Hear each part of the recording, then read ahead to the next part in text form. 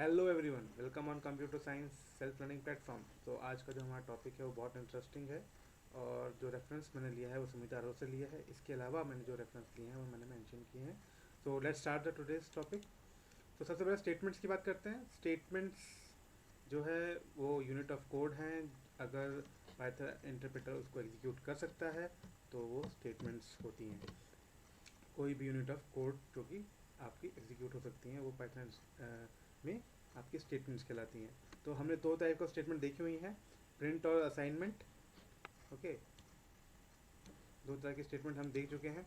Then हम लोग जब इंटरेक्टिव मोड में बात करते हैं तो इंटरप्रेटर जो है वो एग्जीक्यूट करता है स्टेटमेंट को, और अगर कुछ रिजल्ट देने लायक होता है तो वो रिजल्ट देता है। जैसे प्रिंट के लिए रिजल्ट देगा, लेकिन अगर असाइनमेंट ऑपरेटर होगा तो रिजल्ट नहीं देगा।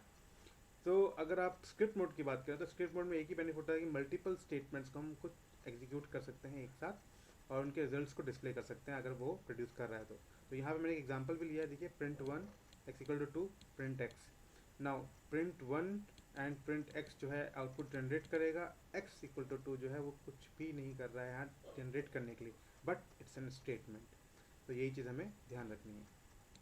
एक्सप्रेशंस क्या होते हैं? एक्सप्रेशंस जो होते हैं वो combination of values, variables and operators होते हैं।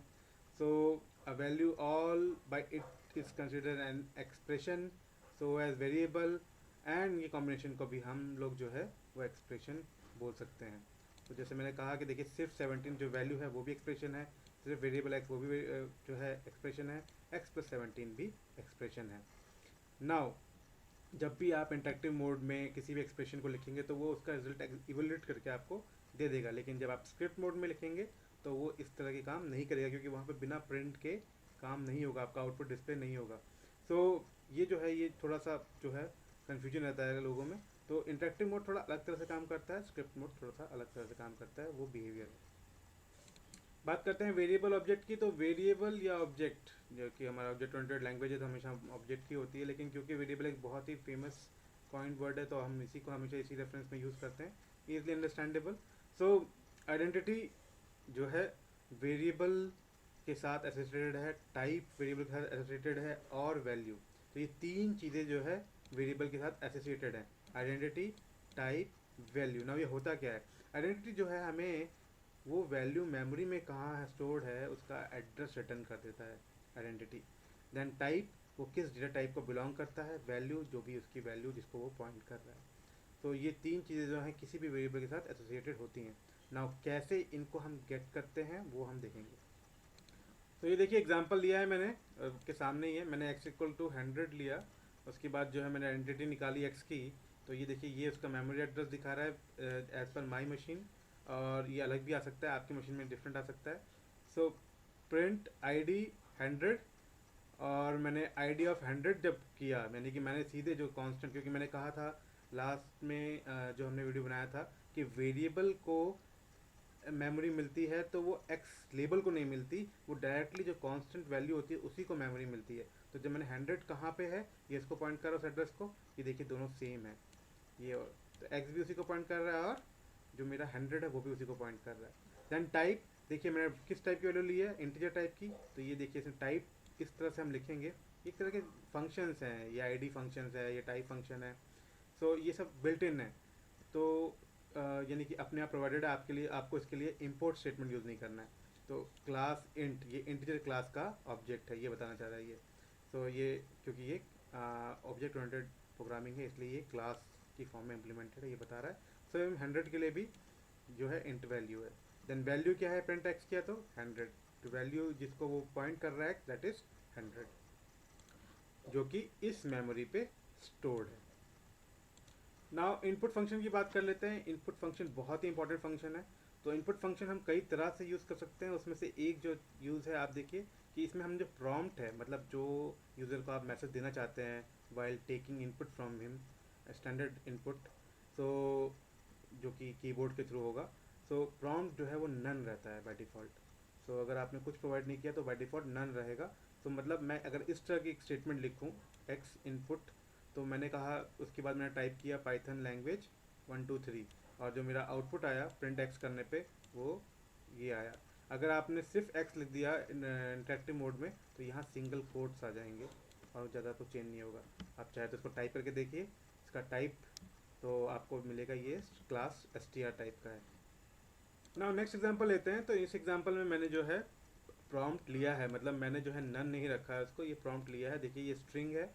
सो जो मैंने जो भी पास की वैल्यू दैट इज़ आपका जो है एंटर इनपुट जो है, ये देखिए प्रॉम्प्ट मेरा डिस्प्ले हुआ इनपुट के लिए, और मैंने फिर एक टाइप जो किया, तो ये जो आपको रिटर्न कर रहा है वो हमेशा स्ट्रिंग ही होगी। ये चीज़ मैं बताना भूल गया, ये स्ट्रिंग ही रिटर्न करता है। जो इनपुट फंक्शन है वो हमेशा स्ट्रिंग ही रिटर्न करता है। जो भी आपके एक्स में वैल्यू आएगी वो हमेशा स्ट्रिंग ही होगी। आप अगर सिर्फ इंटीजर्स भी टाइप करेंगे तो भी वो उसको स्ट्रिंग में ही कन्वर्ट कर देगा। तो जो भी इनपुट फंक्शन रिटर्न कर रहा है दैट इज़ ऑलवेज स्ट्रिंग। ये आपको याद रखना, ये बहुत इंपॉर्टेंट है, क्योंकि कई बार हम नंबर टाइप करते हैं और एरर्स आती हैं। तो वो रीज़न यही होता है क्योंकि वो उसको स्ट्रिंग मानता है और नंबर के साथ हम जब कैलकुलेशन करते हैं तो वो स्ट्रिंग पे हो रही होती है। तो ये सब प्रॉब्लम्स आती है। तो प्रिंट किया मैंने टाइप, देखिए टाइप इसलिए बताने के लिए वो स्ट्रिंग टाइप है। और देन प्रिंट एक्स किया मैंने, तो ये देखिए पाइथन लैंग्वेज प्रिंट हुआ, ठीक है, एक्स की जो वैल्यू है वो प्रिंट हो गई। ये सारी स्ट्रिंग जो है वो एक साथ प्रिंट हो गई। नाउ बात करिए किस तरह से हम लोग इंटीजर इनपुट लेंगे। ओके, मैंने जो कहा आपको कि इनपुट जो है वो सिर्फ आपको जो रिटर्न करता है वो स्ट्रिंग होता है। तो अल्टीमेटली मुझे अगर इंटीजर इनपुट लेना है तो मैं कैसे लूँगा? तो उसके लिए हम लोग इंट फंक्शन का यूज़ करते हैं, वो भी इनबिल्ट ही है, बिल्ट इन फंक्शन है। अब देखिए मैंने इंट के अंदर पास किया इनपुट, ये एक्सप्रेशन इनपुट का, और उसके बाद जब मैंने एंटर इनपुट का और मैंने सिर्फ इंटीजर डाले, अगर आपने यहाँ स्ट्रिंग डाली तो वो उसको पास नहीं कर पाएगा और एरर शो कर देगा। आपको यहाँ ये इंश्योर करना है कि ये सिर्फ जो है न्यूमरिक वैल्यू ही हो। ओके, सो उसको वो कन्वर्ट कर देगा इंटीजर में। तो प्रिंट टाइप एक्स लिया मैंने, तो देखिए क्लास इंट टाइप बता रहा है, और जब वैल्यू प्रिंट की तो 1 2 3 बता रहा है। सिमिलरली अगर मैं फ्लोट इनपुट लेना चाहूँ तो मुझे क्या है, फ्लोट फंक्शन का यूज़ करना है, और जो भी इनपुट आप लेंगे इसको फ्लोट फॉर्म में लिखिए, और जब आप प्रिंट करेंगे उसको तो जो है फ्लोट वैल्यू आएगी। आप देखिए यहाँ पे क्लास फ्लोट बताया उसने जब मैंने उसका टाइप प्रिंट किया, और आपको सिर्फ यहाँ पे क्या करना है, उसको टाइप खास करके फ्लोट कर देना है जो भी वैल्यू आप ले रहे हैं। लेकिन प्रिंट में याद रखिए इनपुट लेते समय वो सारी फ्लोट वैल्यूज़ में ही होना चाहिए, यानी कि न्यूमरिक वैल्यू ही होनी चाहिए। अगर आप स्ट्रिंग डालेंगे अगेन वो पास नहीं कर पाएगा और ये एक एरर शो करेगा। सो न्यूमरिक टाइप में कॉम्प्लेक्स नंबर भी होते हैं। तो कॉम्प्लेक्स नंबर को किस तरह लिखा जाता है हमें याद रखना है। यहाँ पे जे को जो डिनोट किया गया है वो डिनोट किया गया है -1 के अंडर रूट के लिए, सो स्क्वायर रूट के लिए। सो आप देखिए मैंने लिखा है यहाँ पे एक statement z equal to 5 - 3j। तो यहाँ पे ये जो 5 है ये रियल पार्ट है, -3 जो है आपका जो है इमेजिनरी पार्ट हो जाएगा, and this is your j that is square root of -1।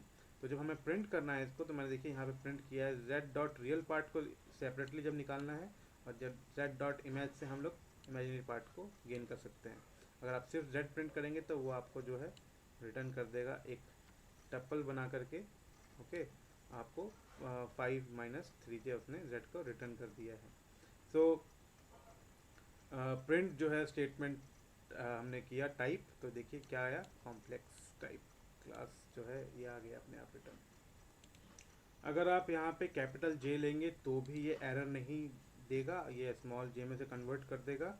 और याद रखिए ये जो ब्रैकेट्स हैं ये ब्रैकेट जो हैं टप्पल जैसे दिख रहे हैं पर एक्चुअली में टप्पल नहीं है, ये बस एनक्लोज करने के लिए हैं इसको, ताकि ये कॉम्प्लेक्स नंबर को जो दिया गया है इस तरह का फॉर्मेट दिया गया है।